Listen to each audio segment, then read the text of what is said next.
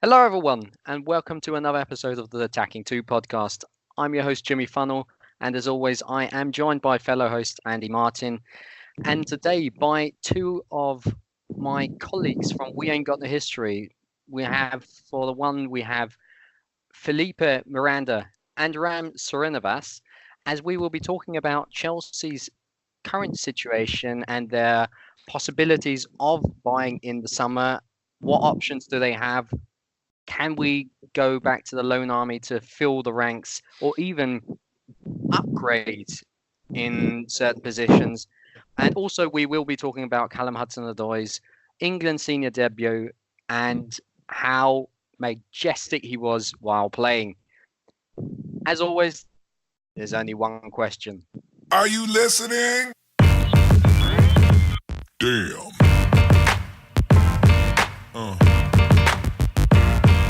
Yeah.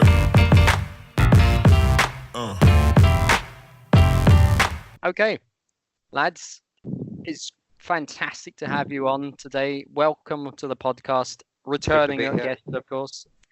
And we got some great stuff to talk about today. I think we should get right in it because I'm buzzing to get into this heatedly debated topic at the moment. And we did get the news yesterday or the day before that Chelsea will have the possibility, presumably, that they can overturn the ban, or that it not overturn the ban but freeze it. That means we could potentially be able to buy in the summer, while people were already looking forward to the loan army jumping in and getting their chance. Ram, as a very big advocate of the loan army, and We Ain't Got the History's loan army specialist, I might say, what do you think of this development, and how do you see the chances of the loan army being integrated despite the potential to buy?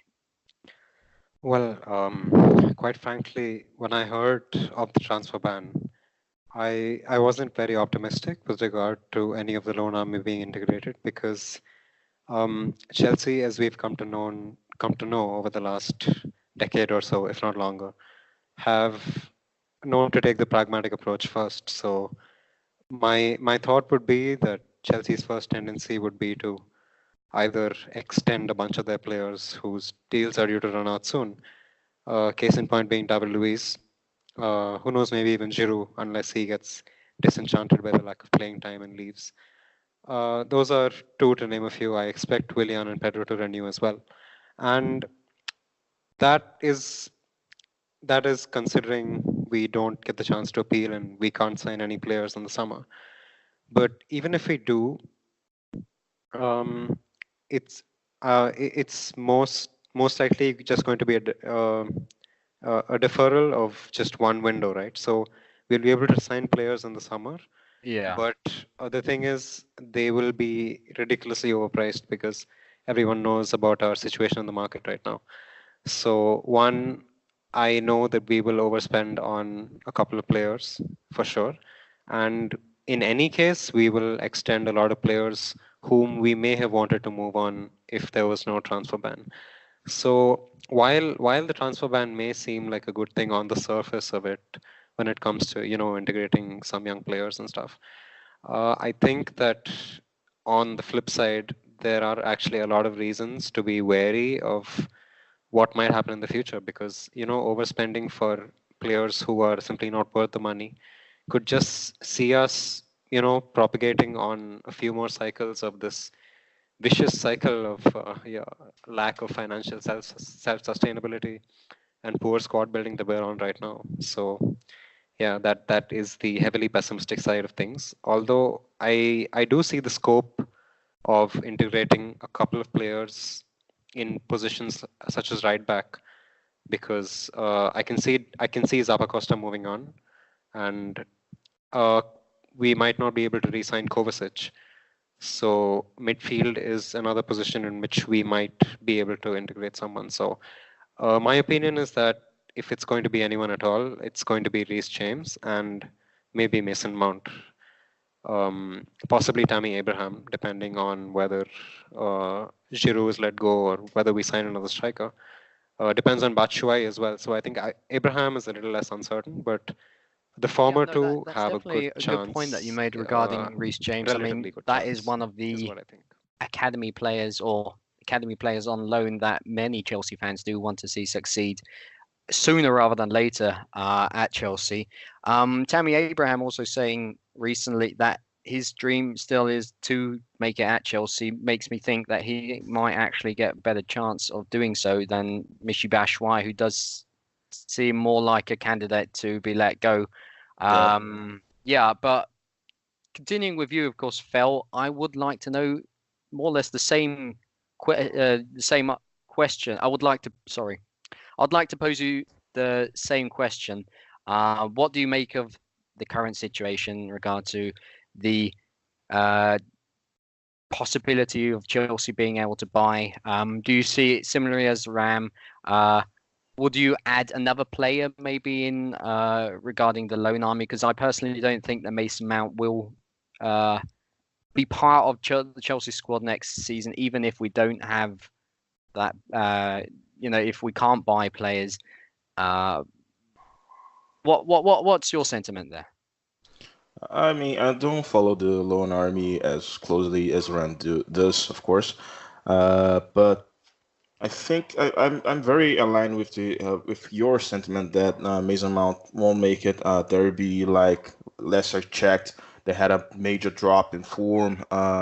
Lampard hasn't been able to keep up form with the rest of the top clubs in the championship, and I think they even dropped out of that top seats that They're includes only them two in the. points behind the sixth place. I'd just like to add. Yeah, it's like I don't think he will make it. It's very difficult. It's a matter of also of the system because we don't know whether Sahi will stay or if he will be replaced. I think he will be replaced. And if we implement like a system which requires only two central midfielders. We can lose Kovacic, we can lose Drinkwater, and we'll still have like maybe Kante, and maybe Drinkwater wouldn't even be dropped. No, he would be kept around because he works in a two midfield system, and we would utilize Loftus-Cheek more often. But it's kind of difficult to speak about it because now that the transfer ban, like the appeal will be heard on April 11th, if I'm correct. If I'm Yeah, correct. yeah, Yeah. it's April So 11th. we shall see what the decision will be. Given precedent from FIFA, most likely they will not, they will like shun away the appeal, and Chelsea will have to appeal to the court of arbitration in sport, and they take around like 4 to 6 months, if I recall correctly, as well, to hear said appeal to the court. So we might, be left without the ability to sign new players. But I'm thinking more about the assets, like Hazard, which seems Yeah, inevitable. Zappacosta is a good point, although I think he's very satisfied with Chelsea, like he's getting a top shelf salary. He doesn't play as much as like he should, or as much as he feels he should. But it's much better to do that with Chelsea than with Torino. And those veterans that Ram mentioned, like Giroud, David Luiz, and who else? I think yes, I think it's those two. I think they will stay, and it makes sense because even though David Luiz is very prone to mistakes, of course, we don't have much depth in the position that he plays, do and we? What about Kurzuma? Now, but a lot of Chelsea fans are clamoring to get back, Good or point. for him to come back. I mean, Katsuma. I mean, I used to watch a lot of Everton, but during the days when Lukaku played there, because I'm a big Lukaku fan. But nowadays, watching a few games where he played, and he still is that kind of defender that he makes up his mistakes, his mental mistakes with a lot of athleticism. So he's a physical beast. He's always been, but he doesn't change that way of he doesn't position himself well yet. He makes mental mistakes during the game. He leaves, he puts his goalkeeper at risk multiple times. It's very difficult to make a bet for a player who's not like solid, such as Christensen.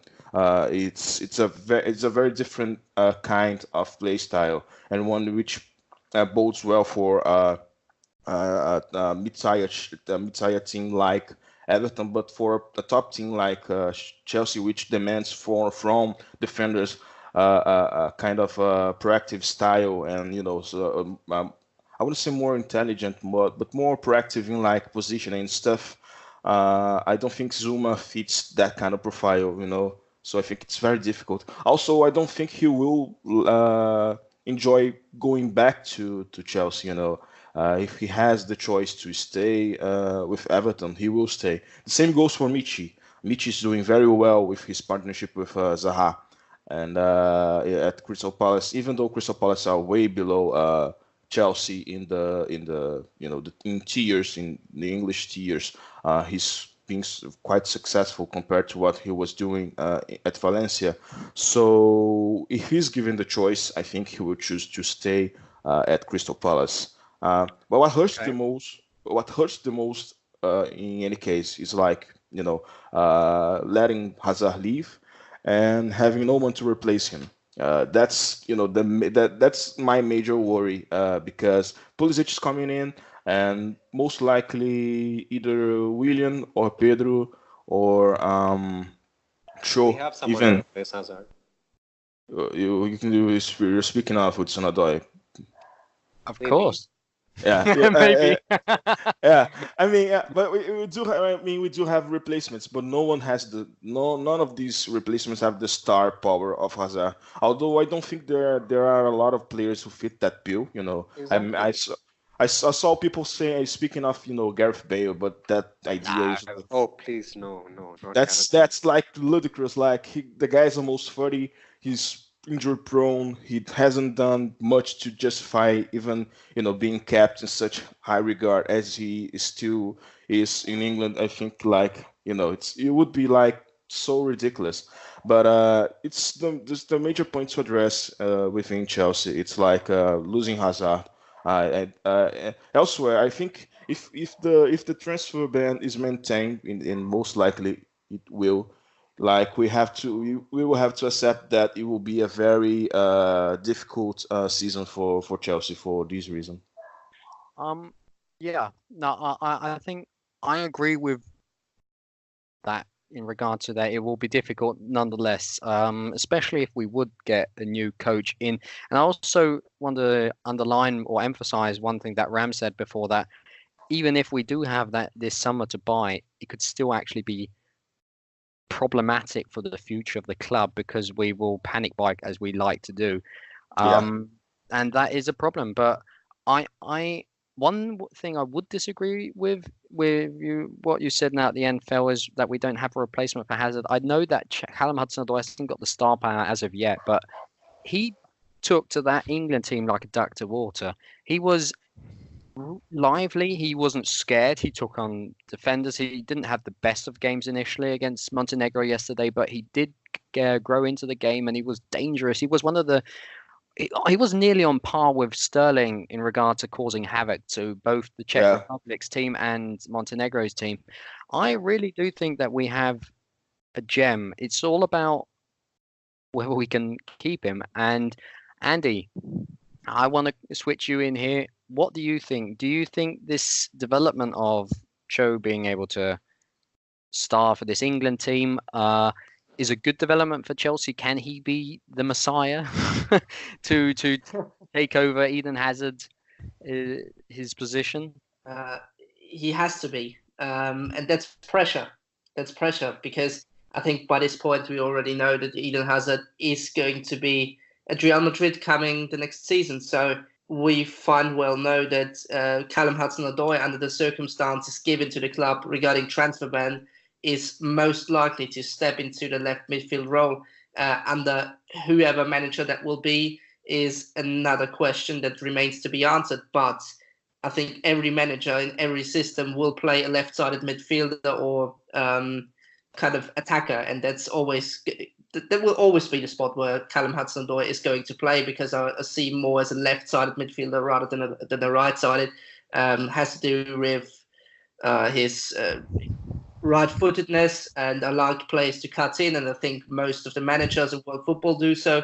So I think that will be his position. However, a player at the age of Callum Hudson-Odoi to be carrying a team like Chelsea is not an easy thing to do. So if we can somehow secure ourselves some kind of player who can also play that position, and I'm not talking about Willian and contract extensions and all that crap. I'm talking about a fresh, maybe also young, but more experienced player than Callum Hudson-Odoi for that position.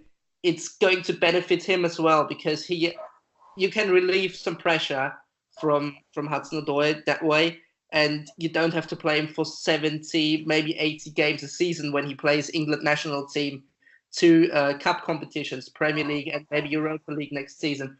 That's going to be hard. So I don't want him to be the first name on the team sheet just for the benefit of him developing, but I can be and I came to be accustomed to the notion of him being one of the starters of us next season, also because he earned his England cap and all that really great development over the last weeks. I just wanted to add that I don't think it is for certain that we will be in the Europa League last season, but you know, I get that you want the low ball for the moment. Okay, yeah, no, that's a fair assertion of that. I don't know if I'd agree with getting in another experienced veteran winger, not saying 30 years old, but like 26 or something in his prime, because with Pulisic and Hudson-Odoi, I mean, we need a third one, but I don't think that Willian and Pedro will leave the club this summer. I don't even think one will leave, to be honest. I'm pretty sure they both will stay. Yeah. I mean, if you think like in a scheme that uses, the modern schemes which uses two wingers, having a core of William Pedro, Hudson-Odoi, and Pulisic is quite solid. It's you lack the star power of someone like Hazard still, but if Hudson-Odoi rewards our faith in him with like a stellar service, which he can do, I think we would be in for a good thing. My only doubt is like as Andy said, like pressure. Maybe we are pressuring him too much. Like it's too much pressure for someone who was just like how could I say it? He was like playing for the. He got his maiden call with the under 21s before being promoted to the first team. He did well against these two national teams, which is great. But like it was Czech Republic and Montenegro. It wasn't like Brazil or Germany. Even Germany are sucking. But against France, it wasn't against top teams. So it's very difficult to assess that. And he hasn't got his Premier League debut yet. Well, no, I mean his first Premier League start yet, right? He's only got like a few cameos here and there. And he's playing well against Europa League competition. But we can, we are trouncing the likes of Dynamo Kiev 5-0 away. It's not a good standard. I'm very cautious about approaching these kind of things. I'm all for youth. I'm all for youth utilization. I'm all for youth integration as well. I've constantly defended this kind of approach over the years that I've written for Wiangano history. That's actually something that I want to put out the question there, and I'll start with Ram here. We have had problems and we've struggled because of goals. We haven't been scoring enough goals this season. Eden Hazard has had to save us more often than not, unfortunately. I mean, good that he did, but I'd rather have had that everyone would have done their fair share to contribute to the goal tally. This doesn't be the case. So if he goes and Callum Hudson-Odoi is more or less given this number 10, which would be great, from an academy perspective, but that's a lot of pressure. Do you think that he will be able to, deliver the goods immediately? So The same as Eden Hazard would be able, or is doing, or doesn't always even do. see, we constantly talk about the amount of pressure there is on Callum.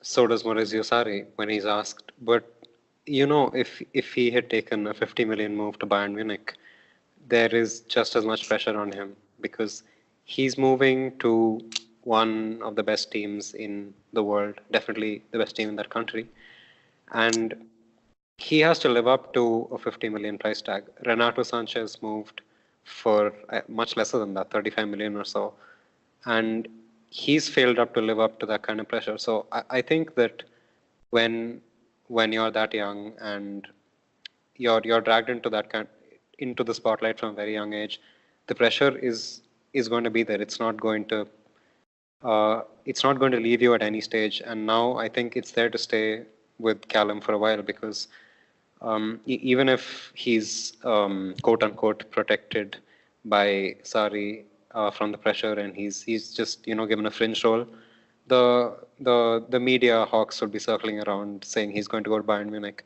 So my point is that I think he's someone who can deal with pressure because whatever he has faced up against so far in his career, he has passed with flying colors. I mean, we're talking about a kid who made his England debut before making his full Premier League debut. Who was the last person to do that? Theo Walcott, maybe. Good point. More than 10 years ago, and he did not look phased at all against Montenegro. Fine, that Montenegro, but they're still players of a decent standard who play in decent leagues, and they're all seasoned pros to say the least. It was not like he was playing a very young Dynamo Kiev team. He was playing against a bunch of pros, and he did not look out of place at all. I mean, maybe initially you could tell that he was found a bit wanting off the ball, and the sense of an 18-year-old making his debut on the international stage might have come across. But after that, I could not see that at all. He was taking on players if he wanted to. He was moving the ball around very fast. I was quite impressed with that. He acquitted himself very well. So I have every reason to believe, via watching Callum Hudson-Odoi develop over the last few years, that he can step up to the challenge. But another thing that is very important is that we as Chelsea fans should learn to adjust our expectations a little bit, because I don't like saying this right now, but us now and us when Eden Hazard joined us, we're in slightly different places. We had just won the Champions League when Eden Hazard joined us, and right now we're at a place where this is actually the perfect time for transition. The club, I hoped that the club would be looking at it that way, that the transfer ban is a blessing in disguise, and this is what we needed in order to kickstart an actual transition that will change the way things are. But if I personally speaking, I would be happy if we let Callum develop over the course of a season, and we as fans did not place the weight of the world on his shoulders, because if he's given this season to adapt, if we have if we even have a front four of Pedro Willian, Pulisic, and Hudson-Odoi, and we manage to qualify for the Europa League or the Champions League again, I would take that, because we're doing it at the cost of developing a world-class talent, and not just him, but Ruben Loftus-Cheek and Christensen, maybe Ampadu or Reece James, whoever will develop with them. So at the cost of building a core and at the cost of developing our next Hazard, I would take a season of reduced expectations, because Eden Hazard, for all you know, could have been in the same place as Hudson-Odoi when he was 18. In fact, Hazard joined us when he was 21 after playing like a full season for Lille and after winning the league, I think. So they're in different places when we're talking about them taking up this role. Chelsea is in a very different place. So I think it's important to take things into consideration, to look at the context of both these things, where the players are, where the clubs are right now, and let Hudson-Odoi take the starting role, but also allow him to develop, because I think it's an investment which is worth the while, because we will reap the rewards. That's a very sound analysis of the situation, I must say. Yeah. I feel inclined to agree with you. I just wouldn't hold my breath in regard to Chelsea fans being that rational to give him the time. I expect that he will have, or he would have if he does stay. I hope he does. Maybe a patchy few games where he might not be performing due to, of course, being lots of competitions and so on and so forth. That we have to stick to him. But maybe the academy bonus, the first player next to Ruben Loftus-Cheek to finally make it into this Chelsea team since John Terry, that he will be cut some slack because of that.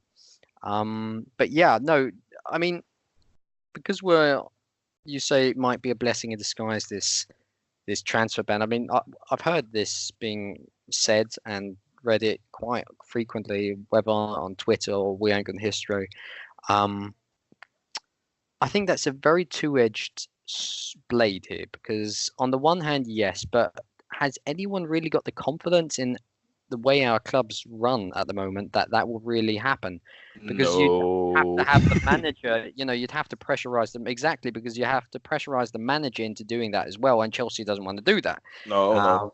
So that's why there needs to be a collective rethink of expectations, not just from fans, but from the upper management as well. Because I don't know, they seem to think that we're still the same club that we were a while ago, which we clearly are not. Oh, of course. Yes, I mean, we cannot compete financially. We are simply not as good as even Liverpool right now. So that hurts. But someone needs to have like a good hard look at themselves and at the club, whether it's the supporters or whether it's them. So. Yeah, we've had that discussion before, which, I mean, not that we are like worse than Liverpool. We just don't use our resources as well as they do.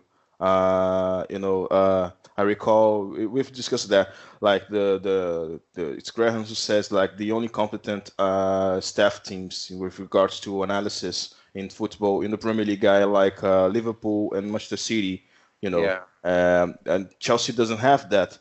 That's a very dark way to look at it, but I can only agree with you. I've also found myself feeling that same way recently, which is a sad occurrence. But I guess after so many years of being on this high wave, so to speak, it was bound to come at some point. It happens, yeah. Crests and troughs.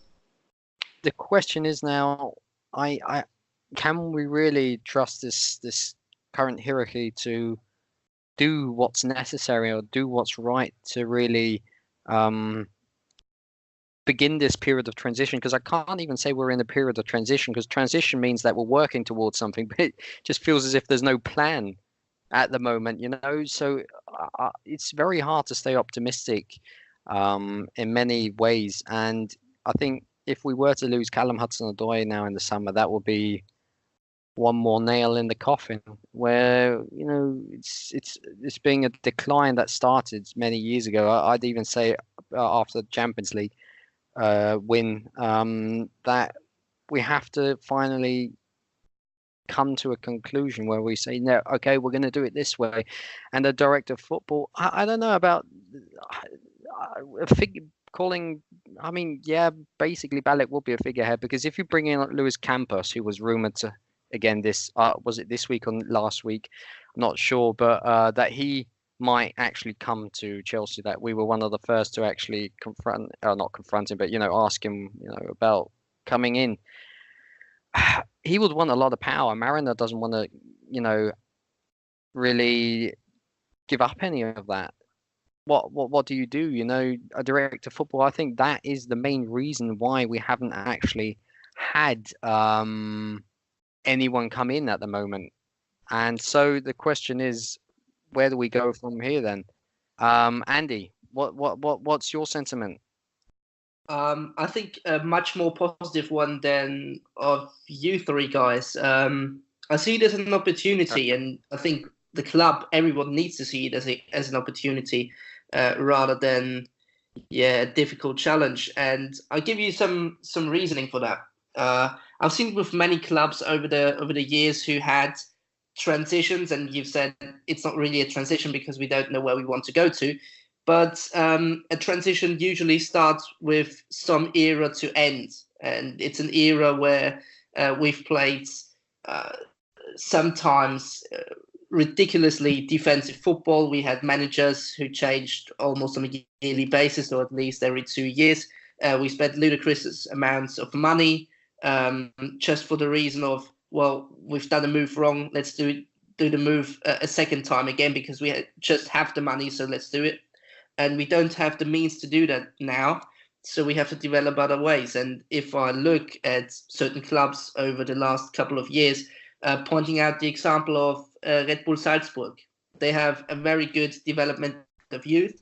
And if you look back, let's say 8-9 years, they had the old managers who had big names like your Trapattoni's or Huub Stevens, like managers with a big stature for Austrian football, at least. And old players, mostly players that joined the club at the age of 28, 29, and they wanted to do great stuff, play for European titles even, and didn't come close.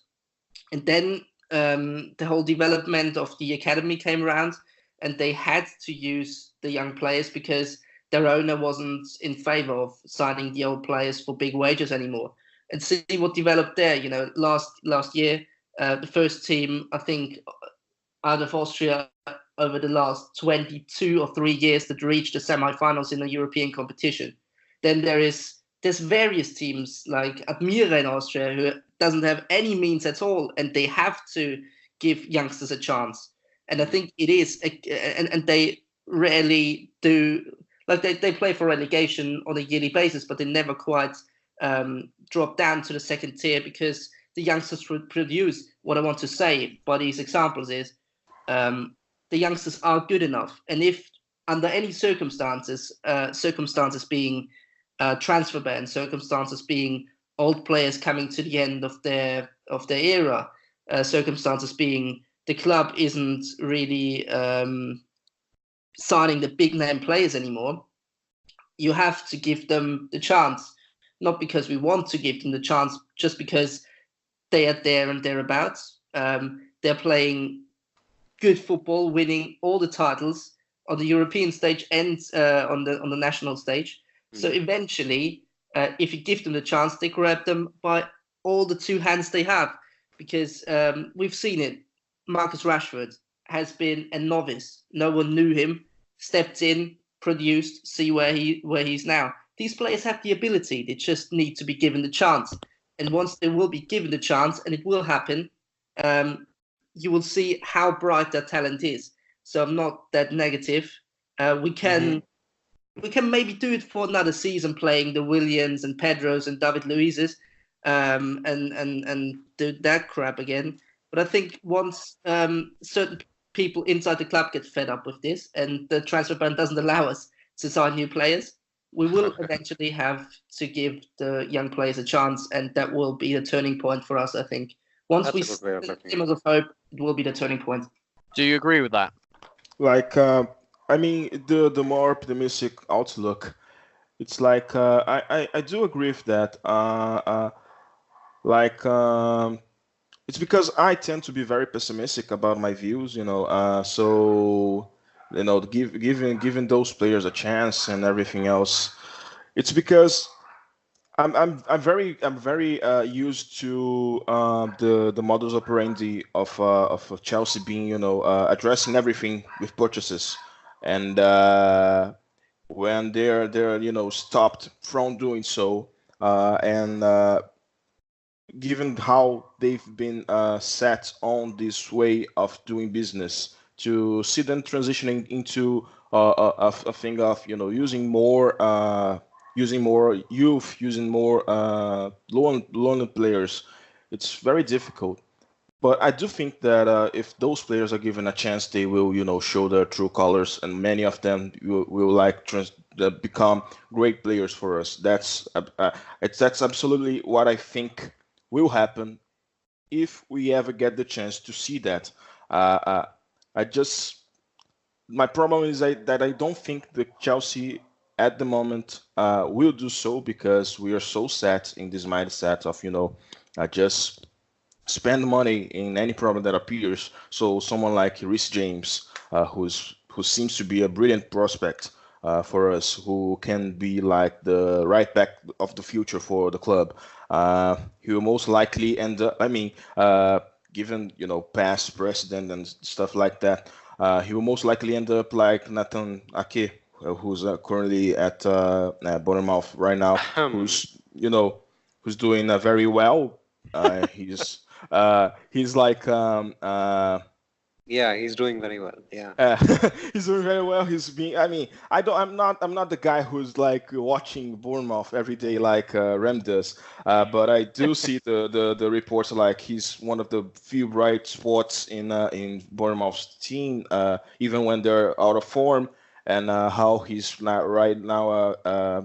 Rumored and linked to moves to Tottenham and Manchester United. So this kind of thing like grabs my attention. So it shows that maybe we should have given him a chance to shine with the Chelsea shirt. But when he went back to Chelsea, what we did was like oh, you will be a bench player. We will play like one or two games in the FA Cup, and the rest of the season you will spend just rotting on the bench. It's that kind of attitude that Chelsea has that alienates you so much. And I always look back to an article that I think was Delaney. I don't recall if this name is Miguel Delaney.